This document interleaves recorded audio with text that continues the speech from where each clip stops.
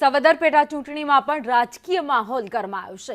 કિરીટ પટેલના સમર્થકો માર્કેટિંગ યાર્ડમાં ઉમટી પડ્યા છે। માર્કેટિંગ યાર્ડમાં સ્વૈચ્છિક વેપારીએ હરાજી બંધ રાખી છે।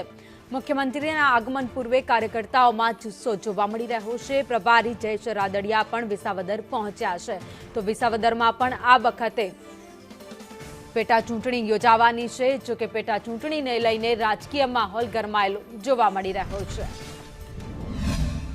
વિધાનસભા વિસાવદરની બેઠક માટે ભાજપના ઉમેદવાર તરીકે કિરીટ પટેલનું નામ જે જાહેર કરવામાં આવ્યું ત્યારબાદ લોકોમાં જે છે તે ખાસ કરીને ભાજપના કાર્યકર્તાઓ જે છે તેના માર્કેટિંગ યાર્ડમાં ભેગા થયા છે અને ટૂંક જ સમયમાં જે છે તે કિરીટ પટેલ છે પોતાનું ફોર્મ ભરવા માટે જે છે તે પહેલા મુખ્યમંત્રી વિસાવદર આવે છે। આપણે માર્કેટિંગ યાર્ડ ચેરમેન છે, કેવી રીતે આજનો માહોલ છે, શું લાગે?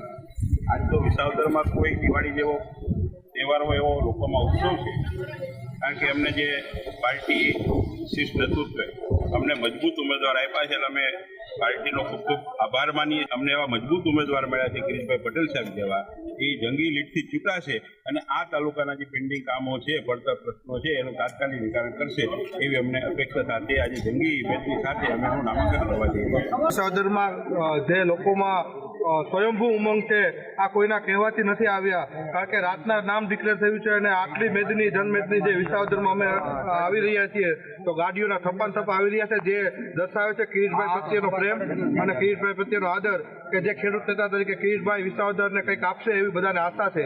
તો કિરીટભાઈના નામથી બધાને ખૂબ ખૂબ ઉત્સાહ છે। વિપુલભાઈ, જે રીતે માહોલ જોવા મળી રહ્યો છે, મુખ્યમંત્રી આવે છે, મંત્રી બનવાના છે, કયા પ્રકારની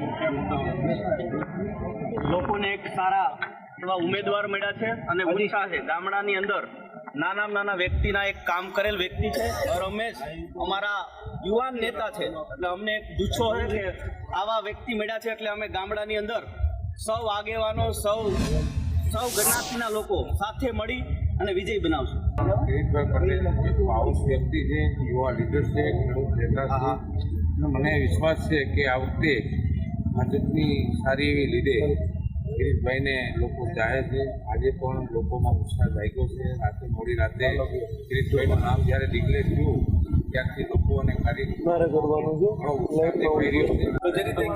નામ બાદ જે કાર્યકર્તાઓ ટૂંક સમયમાં જે ફોર્મ ભરી અને ઉમેદવારી નોંધાવશે।